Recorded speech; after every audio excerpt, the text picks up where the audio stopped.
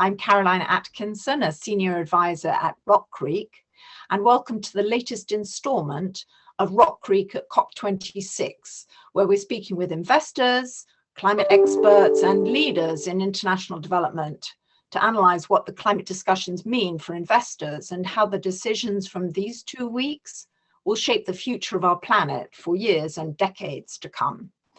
And as you know, the 2-week summit is entering the home stretch, where the parties to the Conference of the Parties, COP's official name, are negotiating the final accord. We got a glimpse yesterday of the working draft of the COP agreement after nearly 2 weeks of speeches, pledges, demonstrations, and haggling behind the scenes. And that first draft called on countries to revisit and strengthen their plans for cutting greenhouse gases before next year's meeting of the COP, which some activists said was a sign that this year's COP had fallen short of what's needed to curb rising temperatures.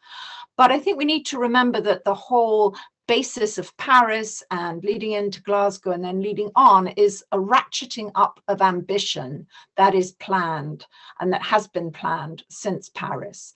And we got great news. I think I'm interested to hear what our speaker thinks, but great news yesterday from the US and China, as you know, the two biggest emitters, who surprised the summit with a bilateral agreement to work together to slow global warming in the coming decade. And let's not forget that it was a bilateral agreement between the US and China that paved the way for the Paris Agreement.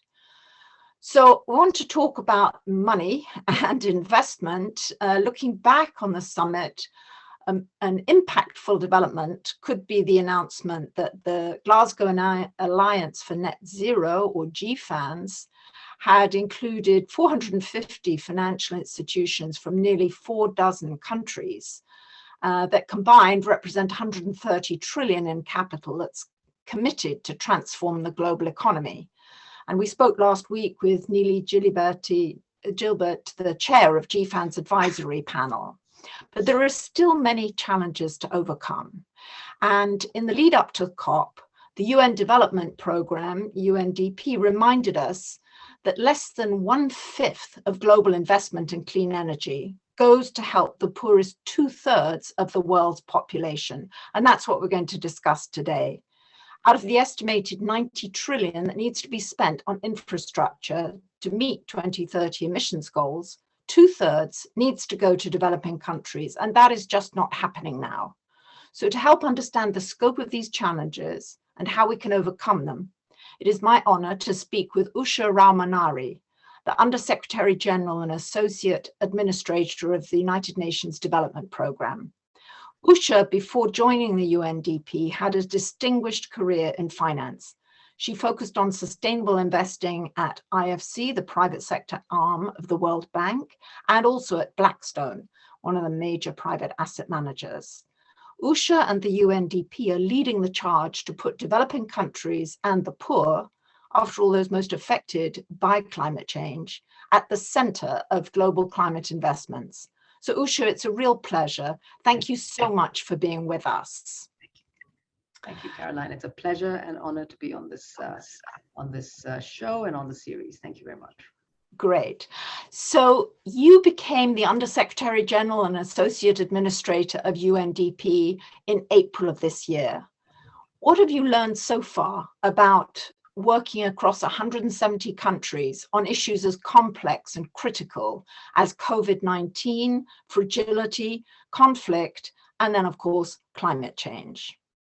Thank you, Caroline. What I've learned most of all is that whatever action there is on any issue, any development issue, it takes place at the country level and within the country context.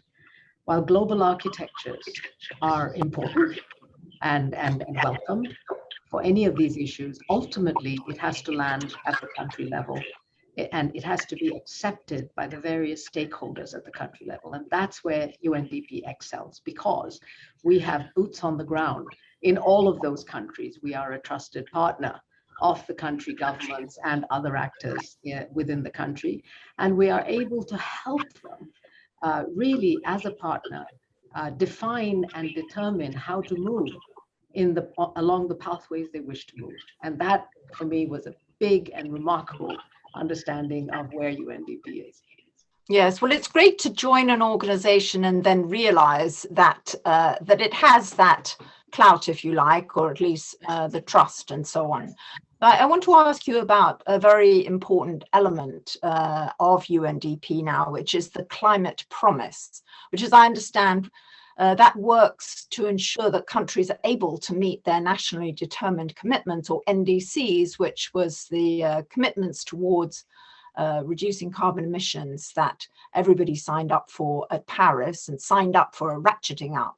So can you tell us a bit more about this program and its importance in Glasgow at COP26 and of course in the coming years? Thank you, Caroline. Yes, we are very proud here at UNDP of our climate promise effort, and here's why. You know, coming out of Paris, and you know it very well, there was this ratcheting mechanism. There were the NDCs, and countries were told, well, come up with something. Now, many countries were able to come up with something, but many were not. And this is where UNDP stepped in. We work through the climate promise and through our own internal expertise in various areas related to climate action. We work with countries in first putting together, formulating the NDC, and then helping them ratchet it up by way of ambition, right? And the third area we help them is bringing in other aspects of the NDCs, whether it's gender equality, women's empowerment, youth and children, into the thinking of the NDCs. So it really becomes almost an investment prospectus, or if you will, a sovereign investment prospectus of their climate ambition. And so with the climate promise, we are active in about, I believe, 120 countries today. Yeah, it's huge actually.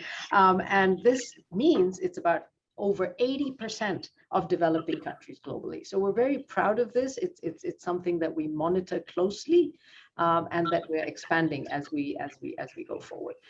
Just to end, I mean, the climate promise was one thing, but now we're in the next phase, if you will, which is really from pledge to impact, where we're ratcheting our own ambition in terms of working with countries. We're expanding the number of countries and helping them put in place action plans or implementation plans, financing plans of how to achieve this. That's terrific, because after all, as some of the activists have been saying, pledges are fine, and actually pledges are important, but translating them into action is also very critical. And of course, for the poorest countries, the financing of the actions that they need to take are important, but also having a way to push the big emitters to behave better is very important. So you've talked about the boots on the ground in all of these countries and having trust, and the importance that big talk at a global level lands at the country level. What do you see looking ahead? And I know you were in Glasgow, but along with the leaders and many others, you're now watching it from New York.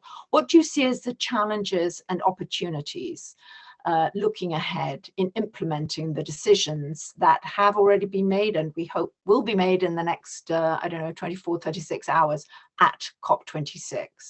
Thank you, Caroline. I mean, we could literally speak for 4 days on this, but yes. if I could just summarize, I think coming out of Glasgow, there's a few areas that we have to focus on going forward. One is simply accelerating the emission cuts. How do you do it? What do you do? Is it through technology? Is it through other sort of instruments? How do you accelerate emission cuts around the world? Not just developing countries where we are active, but around the world. Second is, I mean, as I heard when I was there, the finance. How are you going to do this? Who's going to do what? About the 100 billion commitment made for the developing countries by 2020, which kind of didn't materialize, kind of did. Now we're talking about much larger numbers, for almost 4.5 trillion per year for mitigation or for climate, and another 4.1 trillion cumulatively for biodiversity. These are huge numbers. So the question becomes, where does the money come from? What are we doing about it? What is the world doing about it? GFANS was you mentioned GFANS, very interesting initiative. Again, it's a step forward. It's a lean in. It is an indication of intent of very important, very moneyed entity saying, we want to do something about this. So how do we do something about this? The third area, and this is a particular concern to UNDP, I must say, is adaptation finance. We must set aside a substantive sum of the total global climate finance for adaptation.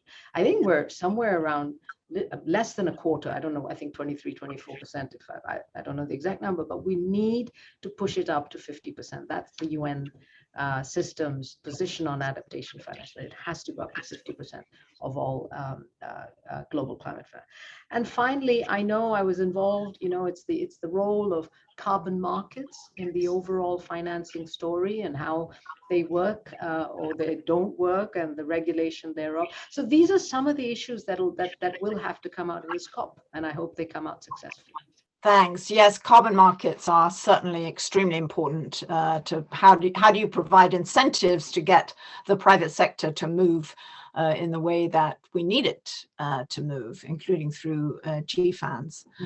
I was very interested in your comments about adaptation. I think that's something that the world has gradually realized since Paris, perhaps, how important adaptation is. And just a comment on what that means. It means that we see, even in the developed countries such as the United States or Europe this summer, we see the impact that the climate change that has already happened is having on weather patterns with floods and droughts and hurricanes, and that can bring an economy or parts of an economy to a halt. It can lead to big problems of interruption of lives and economic activity, even in better off countries. And it's certainly something that is very important for poorer countries. And one of our early panelists at this RockCreek series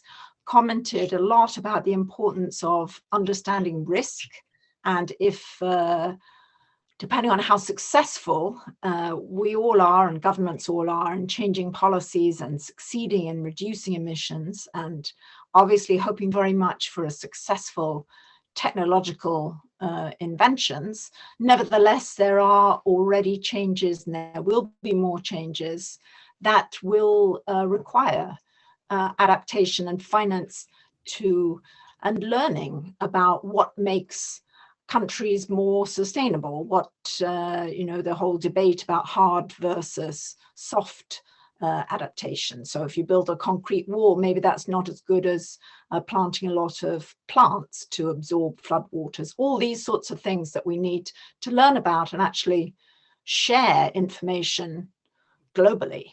And that brings me to another question to you. Obviously, the other big global issue that perhaps pushed climate a little bit off the headlines in the last almost 2 years is the COVID-19 pandemic. And I know that you're also at UNDP working on helping countries, especially developing countries, recover from that. How do you see linkages? Are there linkages between climate actions and equitable COVID recovery plans? And how are organizations addressing the intersection of these two global issues? Thank you. That's a great question, actually. And this is something that we ponder at UNDP daily. Where we are as a world today is that we were already beset by the climate crisis and, let's say, biodiversity crisis. Then we were hit by the pandemic. And so it was really a diverse set of crises that hit us as humanity. And what we learned out of that was the following: that these crises are connected, that it's not just about finding technological solutions or financial solutions to crisis. It's about the social solutions, the solutions around social equity and inclusiveness, that any solution that you construct for a climate issue or for a biodiversity issue has to be intentionally inclusive, because if it's not intentionally inclusive, it probably won't be inclusive. And so what we at UNDP do is make sure that we bring in, whether it's gender, whether it is other stakeholders of society, we try to bring them to the table in constructing the solution sets around issues. And we do it at the country level. And I think that's one of the strongest points of UNDP. And you and I were speaking earlier, for example, through our integrated national financing frameworks, we allow countries to own their financing plan, but we also allow them to bring the correct and the appropriate stakeholders to the table to discuss how this might affect them. What are the equity impacts of a particular solution or of a particular financing plan. So I think, to your point, are there intersections? Absolutely. And I think the only way forward from where we sit is to take a systemic view of development, systemic view of recovering from crisis in a resilient way. That's very interesting. And you mentioned a couple of times about gender. I'd love to hear your thoughts on that. And obviously, there's a recent UNDP report that documents how women are disproportionately affected by the climate crisis. And perhaps you can tell us about that. And then, of course, not so unusual in today's world still, that women are severely underrepresented in climate leadership positions across the globe, with only 10 of the 140 heads of delegation at Glasgow being women. Of course, we in the United States do have Gina McCarthy very much leading the domestic work on climate. But I'd also be interested in your view of what leadership opportunities you see for women coming out of Glasgow. But first, why are women particularly badly affected? Well, and absolutely. Women basically are important agents of change for climate action because they are directly involved in various climate-related or climate-intensive sectors, such as agriculture, such as energy, cooking and whatnot, such as even transport and logistics. And therefore, women are an important stakeholder to the overall issue of how to deal with the climate issue. What, should they be at the table? 100%. Are they at the table? Not so much. But what UNDP is very proud to say is that, do you know that the majority of the NDCs that we have worked on with countries have gender plans in them? And look towards bringing women into the overall equation and into structures related to climate action. So I think this is a very, very important point. For example, 51% of the NDCs we're currently working on include actions to promote women's empowerment. This is amazing. It's remarkable, and it comes because of using UNDP as a partner and taking the expertise that UNDP has in gender and gender equality to the table in their discussions. The other thing, as you mentioned, unfortunately, one thing you mentioned, COVID, one thing the pandemic revealed was an unfortunate increase in gender violence. And so we're also working on that issue to see how we, through the NDCs and through other country level entities, we put in place gender institutions and, gender, if you will, even protection institutions as part of the NDC coordination mechanism. And I think that's going to be a very welcome development, because that was one of the negative aspects of COVID, unfortunately, particularly in developing countries, but I dare say in developed countries as well. I suspect it may be more sort of obvious or something, more visible in developing countries, but I think it's probably true everywhere. We've seen all these extraordinary sort of outbursts of temper in public spaces in the United States, for example, on airplanes, and I'm sure that there are similar violent episodes in private, which is, of course, very worrying and sad. Great that you're addressing that. Look, I want to try to end on something of a cheerful note. I was surprised and very pleased yesterday to hear about the agreement between the United States and China. Of course, it lacked some specifics, but it did include China mentioning the importance of the methane emissions plan, which the United States and Europe have been pushing in Glasgow. And they recommitted, in a sense, to achieve the 1.5 degrees centigrade temperature goal of the Paris Agreement, or well below 2 degrees centigrade. And a transition to clean energy and decarbonization and sharing of climate-related technology. So how do you see this agreement? And I remember well the excitement, and I was working in the White House then, around the initial US-China plan and a joint declaration. And obviously that came ahead of Paris by more than a year. This maybe can just sort of get people together and over the finish line of a good agreement before the end of this summit. How do you see it? I agree with you. I think it is a very good and important step forward. I think our Secretary General had the same sentiment. It's a very good and strong step forward. It is an indication again of intention, strong intention to move things forward. These are the two biggest polluters, if I may put it like that. Yes. And they come together, the hope is that not only will it push the sort of effort forward, the climate action effort, but it could also bring large amounts of finance needed to the table, large amounts of technological advances needed to the table. I think it should give a very good impetus to climate action coming out of this COP. So I'm pleased that by this agreement. Absolutely. That's great. And thank you very much again, Usha Rao-Monari. And it's terrific to have you on this series. And we very much hope to stay in touch. Really important work that you're doing. Thank you so much. Look forward to seeing you even in person one of these days, Caroline. Thank you so much.